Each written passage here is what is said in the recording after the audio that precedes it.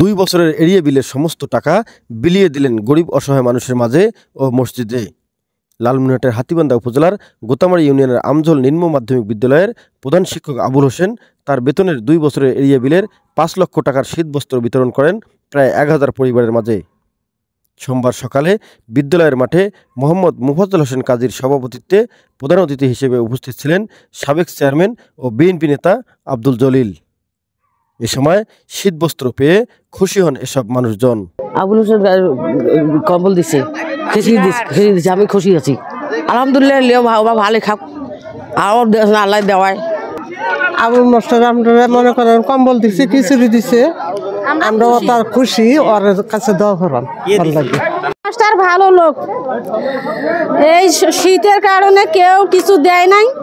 Abul master বেতনের টাকা তুলিয়ে এই কম্বল আর খিচুড়ি দিছে। আবুল মাস্টার অনেক ভালো লোক, আল্লাহ জানে তাকে ভালো করে।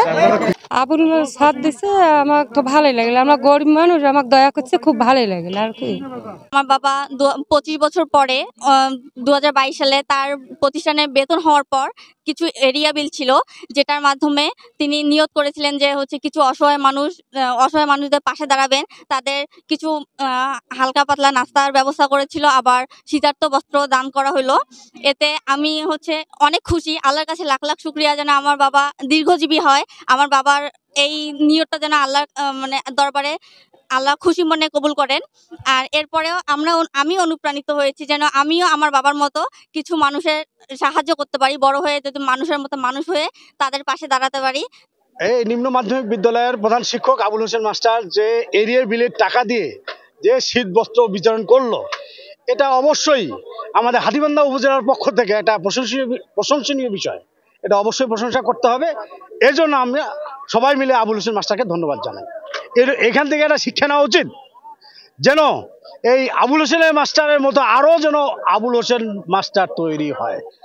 আমঝোল উচ্চ বিদ্যালয় দীর্ঘ 25 বছর যাবত এই প্রতিষ্ঠানটা ধরে রাখার পরে ইতিপূর্বে আমার প্রতিষ্ঠানে এমপিওভুক্ত হয়েছে এবং আমি সেই এমপিওভুক্তের বকেয়া বেতন দিয়ে আশা করেছি যে বয়স্ক লোকদের, অসহায় লোকদের পাশে দাঁড়ানোর জন্য এই শীত বস্ত্র বিতরণ করলাম এবং পাশাপাশি নাস্তার প্যাকেটও দিলাম যাতে তারা সন্তুষ্ট থাকে, এবং আরো আশাবাদ ব্যক্ত করি পরবর্তীতে আমাকে আল্লাহ পাক কোনো সুযোগ সুবিধা দিলে আমি তাদেরকে আরো সহযোগিতা করব। এটা আমার আশাবাদ। এবং M A Rahim, news channel 24, news desk.